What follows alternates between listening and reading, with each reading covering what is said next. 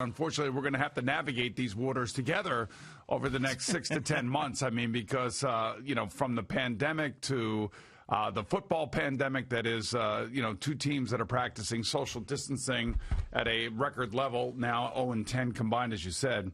This is a tough one because, Friday night you're sitting there, you're watching the game, and you're thinking, man, come on, just whatever, just do something, come up with a big hit, do something.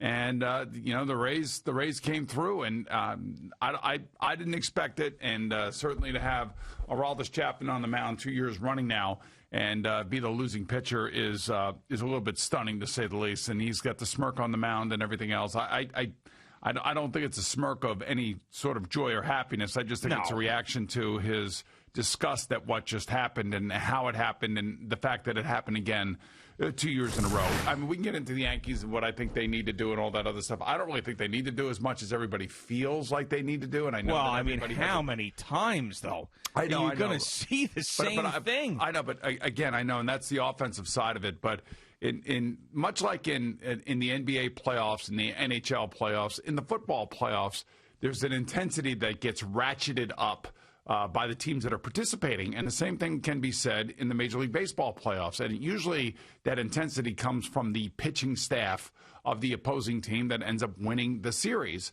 And in this case, I think that's what we saw. And I will go back. I'm sorry. I will go back to Game 2.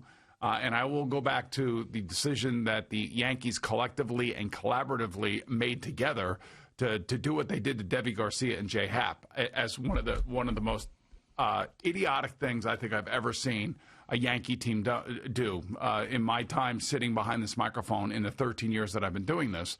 And I do believe that there was something to be said, and I know Al agrees with me, when it comes to knocking the mojo off or kind of just like derailing the series by making that decision. And you can, and Aaron Boone can just basically pass it off as just a lost game and a bad decision. But, to me, it's more than that. It's showing something that we have never seen from the Yankees in the heat of battle that really changed the momentum of that series. Yeah. And I'm sorry. I feel significant. I feel like that had a significant impact on the series. So I'm saying to myself, okay, yeah, they have guys that go cold in big games and all that. And Aaron Judge wasn't great this series, and Luke Voit wasn't great this series, and Urshela wasn't great this series. Yeah, the other team's got good pitchers.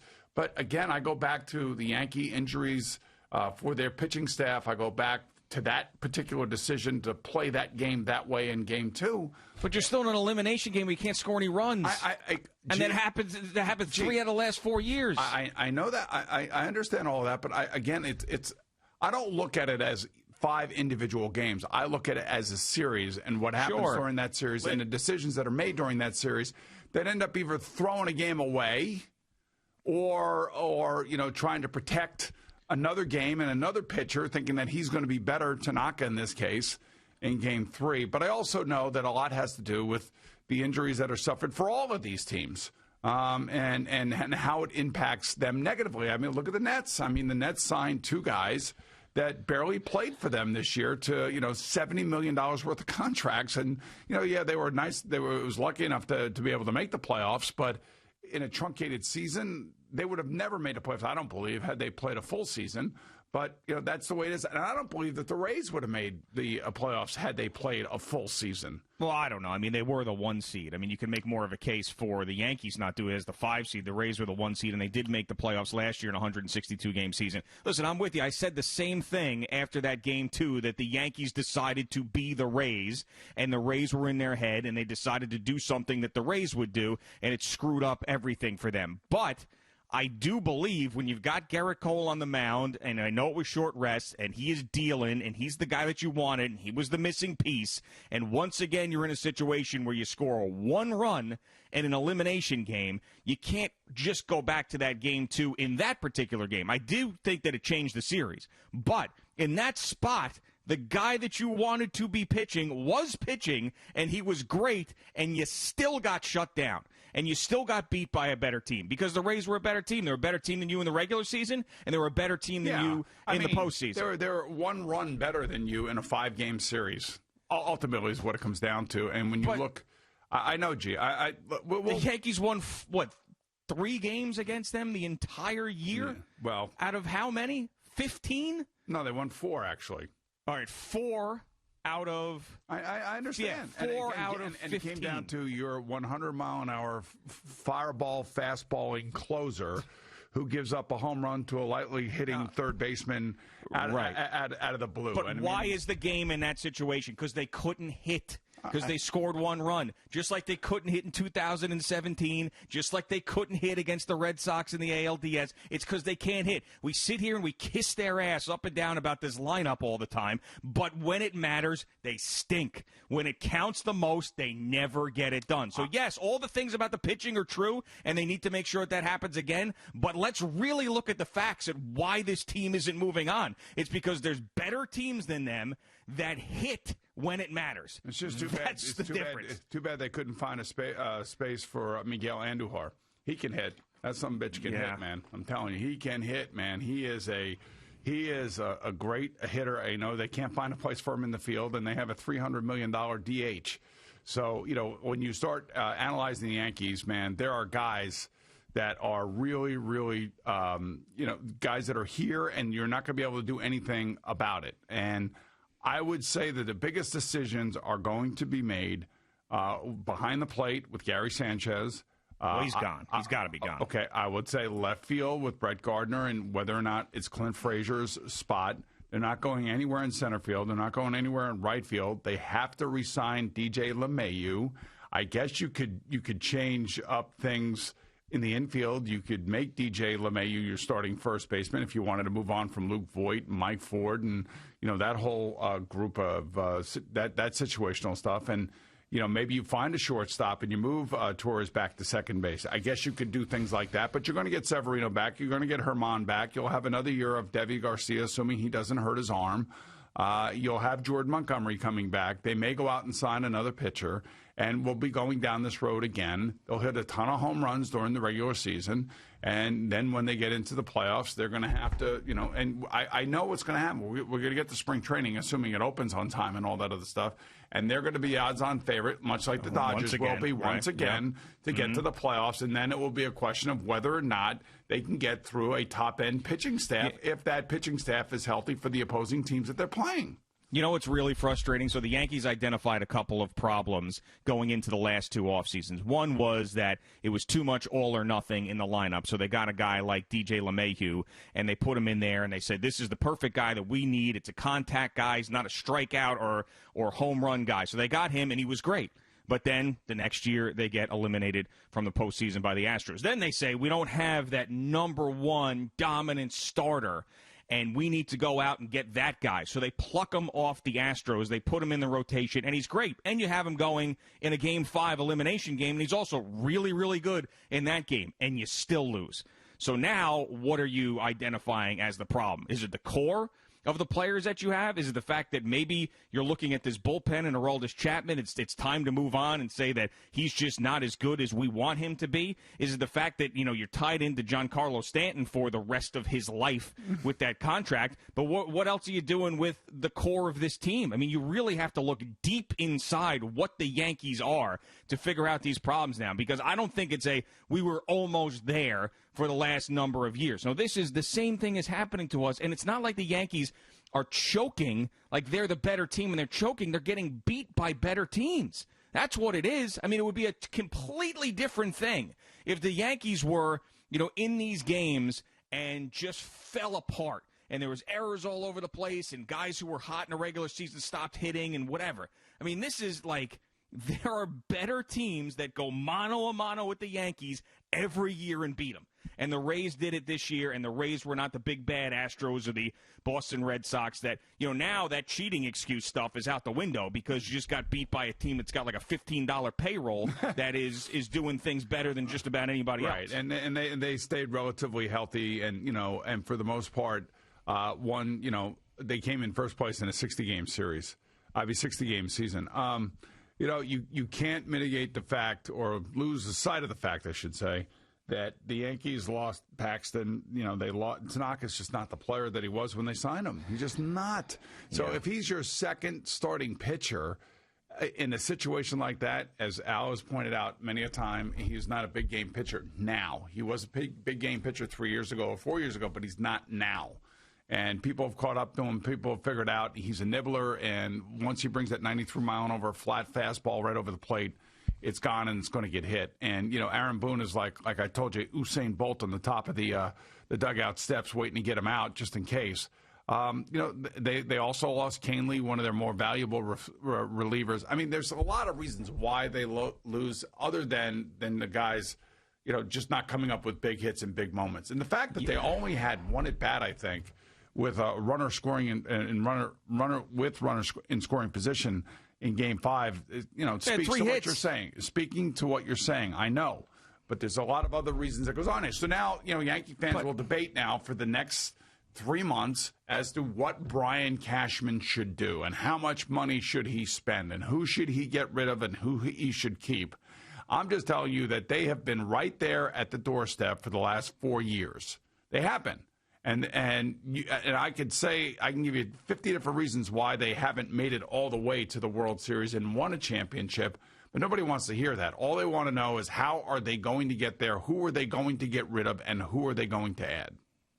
Yeah, and I think that it's not going to be as easy as going out there and spending so much money because, you know that who is on the books already, that Garrett Cole and Giancarlo Stanton are on the books, and you got a luxury tax that these teams hate being over, and you've got to give DJ LeMahieu probably $100 million this offseason. So to think that you're going to go out and bring in the top-tier free agents is probably not the way it's going to work. Tanaka's coming off the payroll. The young pitchers are all going to be a part of the payroll. Therefore, you take that money and you give it to DJ LeMahieu because he deserves it.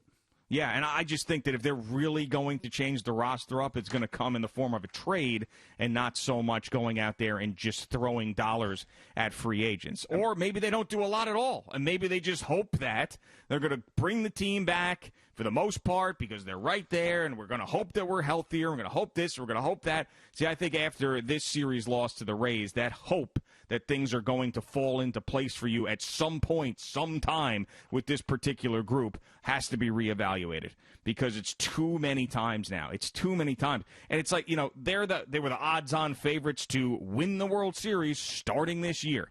And they end up being a 5 seed, and they can't even get to the ALCS. And it is embarrassing that Houston Astros team has been flexing all the way into the postseason past where the Yankees were able to advance. Well, they lost a 2-1 game last night. So that pitching for the Rays has been amazing. It's been amazing, and they've pieced it all together. And Kevin Cash deserves a lot of credit for that. And it's not like they're winning like 10-7. I mean, they're winning 2-1 games, and it's not like the Yankees didn't score in the 5-game series. They did. It's just the Rays outscored them. Three out of the 5 games. But I look back at it and I just say there were moments in games that were given away, and I thought again Game 2 was given away. The way that they went about that whole thing, as opposed to just starting Tanaka in Game 2, just start him, let him pitch Game 2. And if you lose, at least you're going about it the way that you would normally think the Yankees would go about it. But they decided to do what they did for whatever reason, and they outthought themselves, and they outmanaged themselves, and they outcollaborated themselves, and they created a firestorm that we're all dealing with. I just sometimes I wonder, like, what do the players think of Aaron Boone and all some of these decisions that he's making? Like, he's not making the decision. We say that all the time. We can't all of a sudden turn around and say that Aaron Boone's making decisions. But he's the guy. He's got to be the guy that delivers the decisions. Let's put it that way, to the players. He's the one that delivers the decisions, not the front office algorithm guys, not Brian Cashman. And if you are Aaron Boone, one of the reasons you are hired is because you are willing to collaborate with the front office. That's part of the business now. That's part of the expectations that are handed to you if you want to become a manager in Major League Baseball, which is a coveted position. This is a great opportunity for Aaron Boone. It's a great situation to be in. But you also have to understand that it's not just about you making these decisions, unless they're in-game decisions about who you're going to be pitching and, the matchups and all that other stuff. But even that is collaborated with when it comes to the front office and your coaching staff and your pitching coach and so on and so forth. So I don't place it all at the feet of the manager, even though he's going to say he slept on a decision and he got up and he made the decision. You know, as a former player, you would think that he would understand that what he is doing to two starting pitchers is not the right thing for their mental frame of minds going forward. At that point, I'm sure I would be really interested to hear if he had a different feeling on that and he was just told to do it and didn't agree. I would assume that him and Cashman and the Geek Squad were in a Zoom call together and all agreed on it, because there's just no way. That would be one hell of a story if the manager hated that idea and then was overrun and overruled by the front office. I'm assuming that Aaron Boone was in lockstep with that stupid-ass plan in Game 2 because, I mean, I just believe that that's the deal. I believe that Aaron Boone is there because they get along, and Aaron Boone's going to succumb to whatever Brian Cashman would like to do with the roster, with the team, and decisions like that. But I think that the players really like Aaron Boone. I think one of the things that, you know, why he's there and why they made the switch at manager when they did is the fact that he can relate with the players really well and all that stuff that we talked about with him and Mickey Callaway that drives you nuts. So I think that they like Aaron Boone. And I don't know if that's, I mean, if the manager to me is like down like number 10 on the list of issues that the Yankees, I don't even think it's an issue. I don't even know if it's an issue. Well, listen, here's the manager has got to deliver the news to the players. So he's the one that's got to tell Gary Sanchez, you're not playing. He's the one that's got to tell Deivi Garcia, you're starting, but, you know, we're going to pull you after the first inning. He's the one that's got to tell J.A. Happ, listen, Devi's starting because we believe that they're going to set a lineup against a righty that's going to be helpful for you when you get on the mound. So the athlete in his mind now is being told that, you know what, you're not good enough to go out there and do what you've done your whole entire life. And it kind of changes the way that the athlete goes about his business. And I don't care what anybody says. That is a big part of what being a head coach, a manager, whatever it is, whatever sport is the communication part where you're delivering news that a player doesn't like. So I'm sure that there are players that are very unhappy that the way this season ended. And I would imagine on the top of that list, and hey, look, they're the ones that have to be held accountable, because we always talk about holding people accountable and making sure you play the player that, you know, deserves to play because he gives your team the best chance to win. Look, Gary Sanchez has nobody to blame but himself.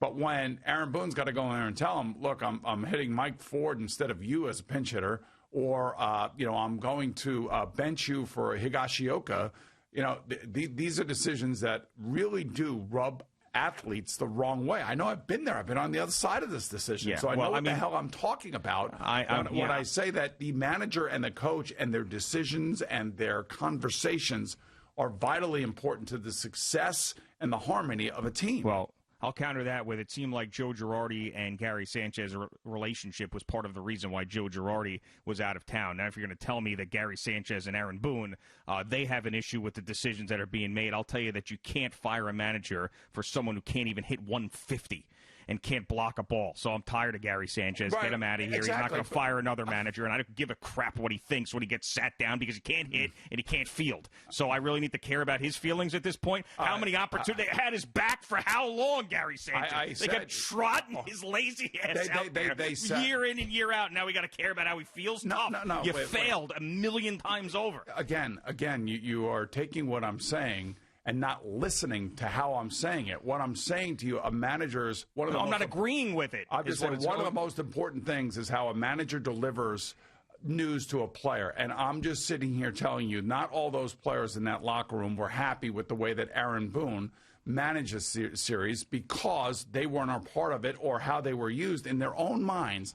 They felt they were misused. I do believe that they held Gary Sanchez accountable, which is good. As fans, from where we sit, that's great.